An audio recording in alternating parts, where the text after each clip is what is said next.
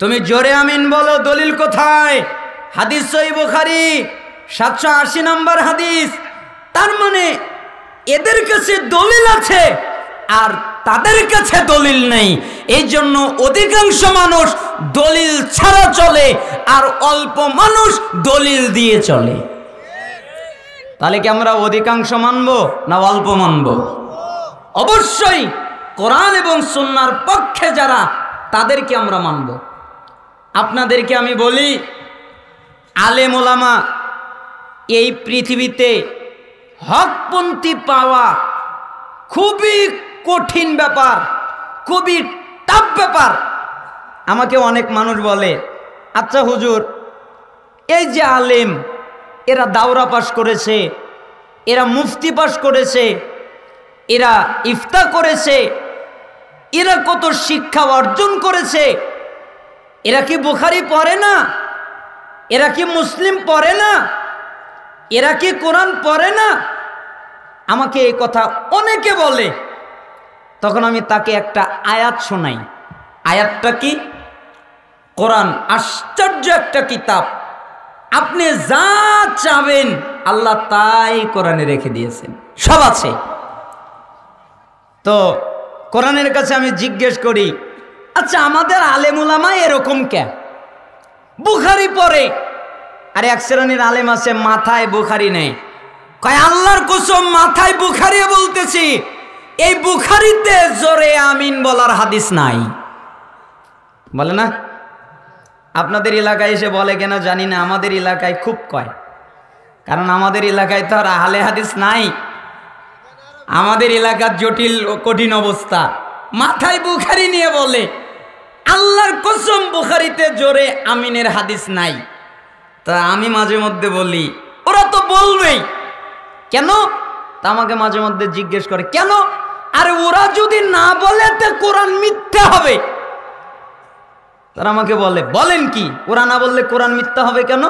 আচ্ছা তুমি বলো তো সূরা বাকারার 75 নম্বর আয়াত, যেখানে আল্লাহ তাআলা বলছেন, আফাতাতমাউনা আইয়ুমিনু লাকুম ওয়াকাদ কানা ফারীকুম মিনহুম ইয়াসমাউনা কালামাল্লাহ সুম্মা ইউহাররিফুনাহু মিন বাদি মা ক্বালুহু ওয়া হুম ইয়ালামুন। তোমরা কি আশা করো তারা তোমাদের কথা ঈমান আনবে? তোমাদের যেমন ঈমান, তোমাদের যেমন আকীদা, তোমাদের যেমন বিশ্বাস, তোমাদের যেমন আমল, এইরকম তারা আসবে, তোমাদের মতো বিশ্বাস করবে, তোমাদের কথায় ঈমান আনবে। তোমরা কি তা আশা করো?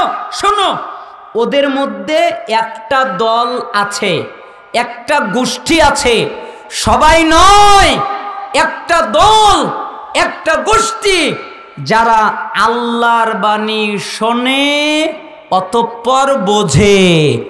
আচ্ছা আপনারা বলেন তো, আল্লাহর বাণী বোঝে কারা? আপনারা বুঝতে পারতেছেন না। আল্লাহর বাণী এই কোরআন বোঝে কারা? বোঝে কারা? আলেম। বোঝে কারা? আলেম।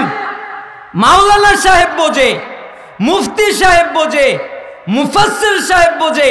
আর আল্লাহ তাআলা বলছেন ওদের মধ্যে একটা দল আছে যারা আল্লাহর বাণী বোঝে, জানে, আয়াত কি হবে তাও জানে, ফতোয়া কি হবে তাও জানে, মাসালা কি হবে তাও জানে, বুখারীতে জোরে আমিন বলতে হবে এ দলিল আছে তাও জানে, রফিল দান করতে হবে এ দলিল আছে তাও জানে। ওরা জানার পরে উল্টা ব্যাখ্যা করে, বিকৃত করে। আর ওরা যে উল্টা ব্যাখ্যা করে, ওরা নিজেরাই জানে আমাদের ব্যাখ্যা ঠিক নেই। আচ্ছা কথাটা কি আমি বললাম? কে বলছেন? আল্লাহ। তো এই আয়াত যদি সঠিক হয়, তাহলে এক শ্রেণীর আলেম থাকবে না যারা উল্টা পাল্টা ব্যাখ্যা করবে? আয়াত তো সঠিক, তাহলে এক শ্রেণীর আলেম থাকবে যারা উল্টা কথা বলবে, উল্টা পাল্টা ব্যাখ্যা করবে। অতএব আপনাদের কাছে আমার জোরালো দাবি, আপনারা দলিল সহকারে আলোচনা শুনবেন, আপনারা তাবলীগ করবেন আল্লাহর কিতাব দিয়ে, মুহাম্মদ সাল্লাল্লাহু আলাইহি সাল্লামের হাদিস দিয়ে। আপনারা বাপদাদা আপনাদের দলিল নয়, আপনাদের দলিল হচ্ছে কোরআন, আপনাদের দলিল হচ্ছে সুন্নাহ। আপনাদের দলিল অধিকাংশ নয়, আপনাদের দলিল কোরআন সুন্নাহ, সেটা অল্পও হতে পারে, কারণ ইসলামের সূচনাটাই অল্প সংখ্যকের মধ্যে, আবার ফিরে যাবে অল্প সংখ্যকের মধ্যে। আপনারা অবশ্যই জেনে রাখবেন, এক শ্রেণীর আলেম থাকবে যারা মানুষকে গোমরাহ করবে। এই জন্য আপনাদের প্রত্যেককে প্রয়োজনীয় জরুরি পর্যায়ের ইলম অর্জন করতে হবে, জানতে হবে। আপনি যদি না জানেন বুঝতে পারবেন না। অঙ্ক যদি আপনি না জানেন, আপনি যোগ জানেন না, একটা লোক লিখলো 2 আর 2 22 হয়, আপনি বললেন ঠিক, আরেকজন বলল 2 আর 2 6 হয়, আপনি বললেন ঠিক, আরেকজন বলল 2 আর 2 8 হয়, আপনি বললেন ঠিক, আরেকজন বলল 2 আর 2 4 হয়, আপনি বললেন ঠিক। আসলে কি চারটাই ঠিক? কয়টা ঠিক? একটা। জানবেন কেমনে? অঙ্ক জানলে জানবেন। আপনি যদি অঙ্ক জানেন তাহলে বুঝবেন কার অঙ্ক ঠিক। আপনি যদি কোরআন সুন্নাহ জানেন, কোরআন পড়েন, হাদিস পড়েন, তাহলে আপনি বুঝতে পারবেন। হয়তো মুফতি হতে পারবেন না, হয়তো অনেক দামি বড় ফকি হতে পারবেন না, কিন্তু ইনশাল্লাহ আপনি যদি কোরআন হাদিস পড়েন এতটুকু জানতে পারবেন কে হক আর কে বাতিল। অতএব আল্লাহ তাআলা আপনাদেরকে যেন কোরআন হাদিস পড়ার তৌফিক দান করেন। আল্লাহকে বলেন, হে আল্লাহ, আমাদেরকে কোরআন এবং সুন্নাহর জ্ঞান অর্জন করার তৌফিক আপনি আমাদের দান করেন। আপনাদের কাছে বিক্ষিপ্ত কিছু কথা বলছিলাম। আমি বলেছিলাম আপনাদেরকে কিছু নসিহত করব। আপনাদের কাছে জরুরি পর্যায়ে আমার পক্ষ থেকে একটা নসিহত। আমি নসিহতটা তাম বাংলাদেশের মানুষের কাছে পৌঁছাতে চাই, জানাতে চাই। নসিহতটা কি? একটা শিক্ষক আর একটা ছাত্র, দুইজনের ভিতরে কথোপকথন হয়েছে।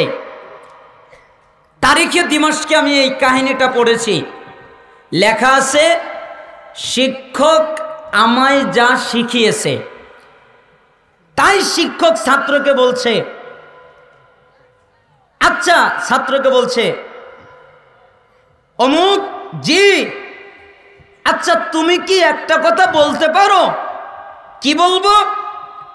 আচ্ছা বলো তো, আমার কাছ থেকে কতদিন যাবত তুমি জ্ঞান অর্জন করছো, তুমি ইলম অর্জন করছো, এ কথা কি তুমি বলতে পারো? তখন ছাত্র বলতেছে, জি আমি বলতে পারি। তাহলে বলো তো, আমি আপনার কাছ থেকে জ্ঞান অর্জন করতেছি 33 বছর ধরে। কয় বছর? এখনো যায়নি, তার মানে এখনো জ্ঞান অর্জন করছি, এখনো আপনার কাছ থেকে যায়নি। 33 বছর